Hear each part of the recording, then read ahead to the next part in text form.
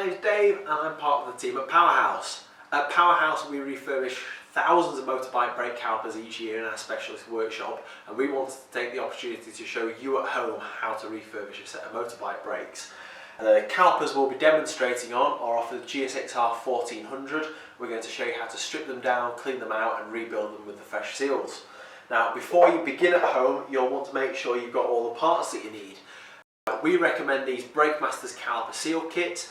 The Brake Masters kits come with all the components that you need to rebuild your brakes. These are what we use in our own workshop, and you can get them on our online store. So let's go and begin stripping down these calipers. So today we're going to be stripping down these brake calipers. Before you take the brake calipers off the bike, there's a few things that you should do first. The first thing, you should split the joint bolts best that you can. Now to do this, just crack them just whilst they're in situ and then just tighten them back up. It will help you to get them out when they're on the bench. Before actually removing your caliper off the bike, take the pads out. And this will mean that you can see all 6 pistons. At this stage, it is worth lining your brake disc with a bit of cardboard. Now, I'm not doing that here because I'm just using a bit of scrap metal to show you what this will look like whilst it's on the bike. But what we're going to do is we're going to pump the pistons out as far as we can. So we want them out touching the disc. It's worth doing this whilst it's on the bike. You'll get a lot more pressure from your brake lever than you'd ever get from sort of a compressor or airline. So definitely do this whilst it is still on the bike. So we actually have a high pressure line, which is how I've blown all these out. They're all now touching the disc. Okay, so we're just on our next brake caliper. It is just worth mentioning at this point, if you're struggling to blow the pistons out with your master cylinder, we do actually offer a rebuild service at Powerhouse where you can send your brake calipers to us and we'll do all the work for you. But if you're struggling to get the pistons out as far as this, you're going to struggle to get them out when they're on the bench.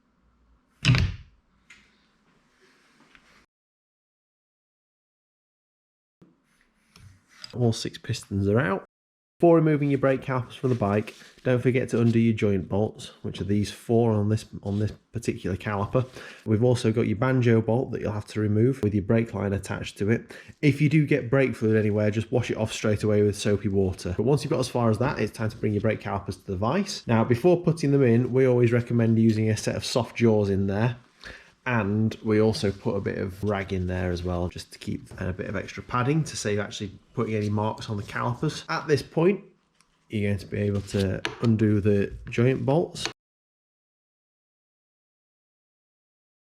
Here we go. Our brake caliper is now split. To remove the seals, we use a variety of hook tools such as this. We have various shaped ones.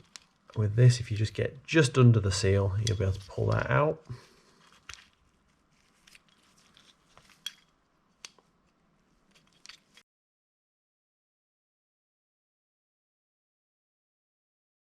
You will notice that the seals are often swollen, they're often perished, you get a lot of crud stuck to them, okay? And we'll talk through the seal grooves shortly, but these can be a real mess.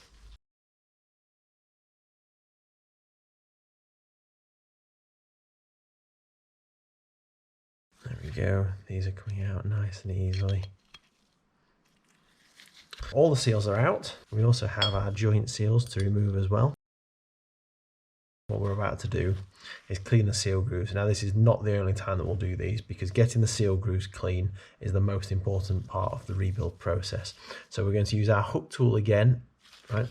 And again, we have a variety of different ends, and we're going to scrape out all this corrosion that's formed in here.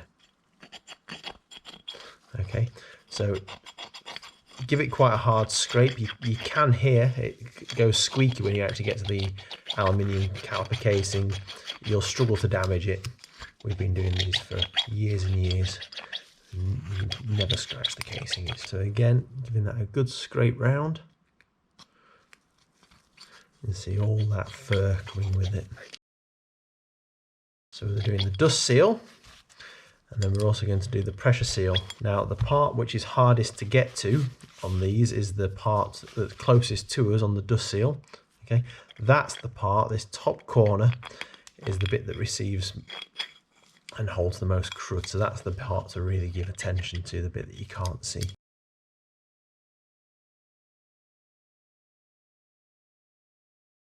You can just see the amount of muck that I'm pulling out of there.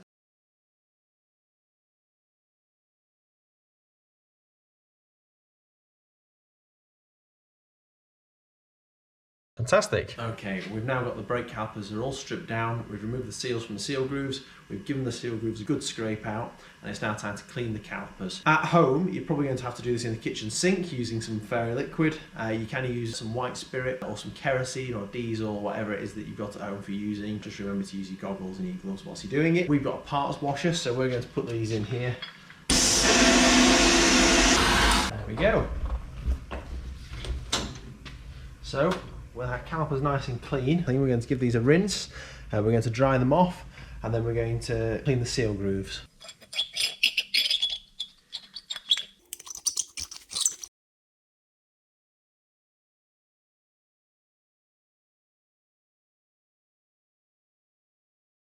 Okay, now that we've got the seal grooves scraped again, we're going to give these a Dremel to make sure they're really nice and clean.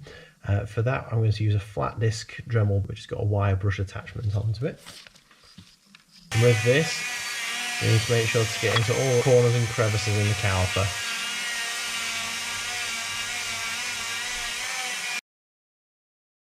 And up and down the bore as well.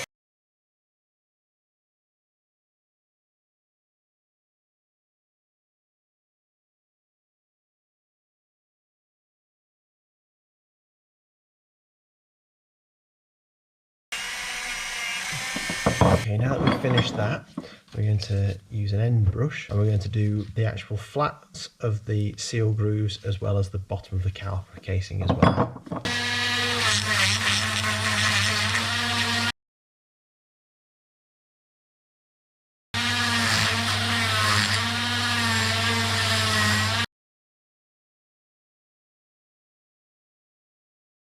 There we go. Next job, we're going to give these a dry out with the airline. And we're then going to put them into our ultrasonic bath, which you guys might not be able to do at home. Not forgetting to do the pistons as well. Okay, so we'll just put the parts in here.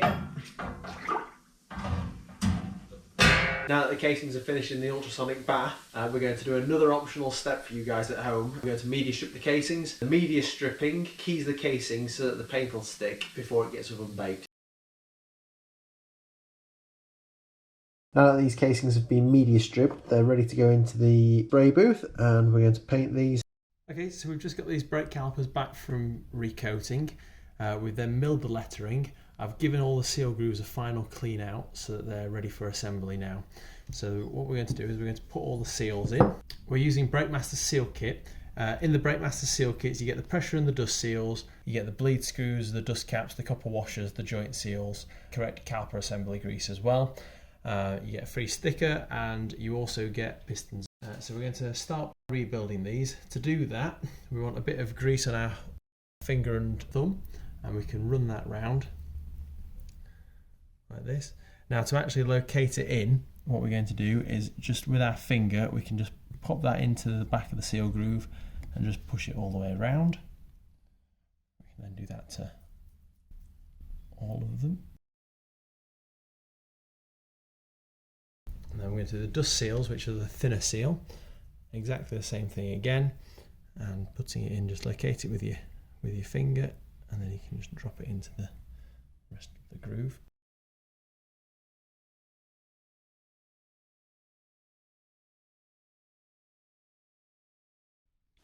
Cool, and I'm just going to wipe off any excess grease. Before putting the pistons in, it's worth just running your finger around the bore just to make sure the seals are located properly. Sometimes they will roll when you're putting them in, and if there's a twist in the seal then the piston won't fit in there properly. Fit the pistons, I'm just going to put a little bit of grease on and just run that around with my finger. It only needs to be a very light smear, and I'm just going to drop that in past the dust seal. So that's all 12 before we actually put them in past the pressure seal. To get the piston past the dust seal, it's worth doing a rocking motion with your both thumbs, and you'll just be able to rock it past. If it's not going, just try it in the opposite direction. If you get into the point that the piston isn't going in, it's because the seal groove isn't clear enough. And there's absolutely no circumstance on a motorbike where you should have to use a G-clamp to get the pistons in. If you're using a G-clamp, you need to take the piston out and clean the seal groove properly.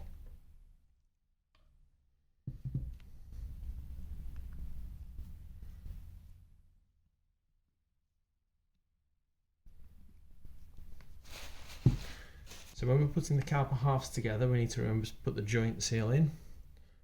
Okay, it's just here. And here. On the joint bolts, we recommend just putting a smear of Loctite on there, just to stop any vibration from getting them to come loose. When putting the caliper halves together, the smaller pistons go opposite each other, and the joint seal goes opposite the gallery on this side as well.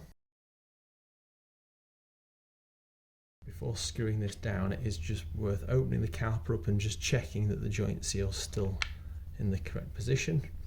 Clamp it together. Same on the other caliper.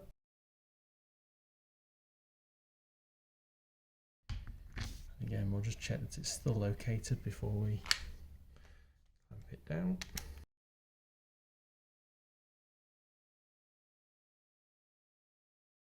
We're also going to torque the joint bolts.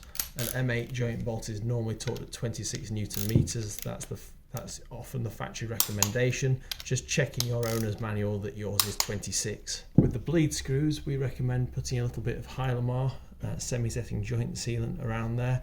That just stops the air from getting sucked in when you're bleeding them. When you're doing the bleed screws up, the factories often recommend a torque setting of around 7 or 8 Newton meters, which is way too high for a little hollow screw. So what I'd suggest is that you just do them up, nip them up. We always undo them just half a turn and then do them back up again. It just helps with them locating at the bottom of the taper. We've also got little cover screws which will go on. Obviously if you're doing this at home, you'll have a dust cover and the pads to put back in here as well. So there we go. They're all rebuilt and ready to send out. Before we send them out, we will get them pressure tested just to make sure there's no leaking or anything like that, and just to make sure that they're safe. So there we have it. Thanks for watching our video. If you need any parts for your caliper rebuild, or if you'd like us to rebuild your brake calipers for you, then please visit our website powerhouse.uk for more information.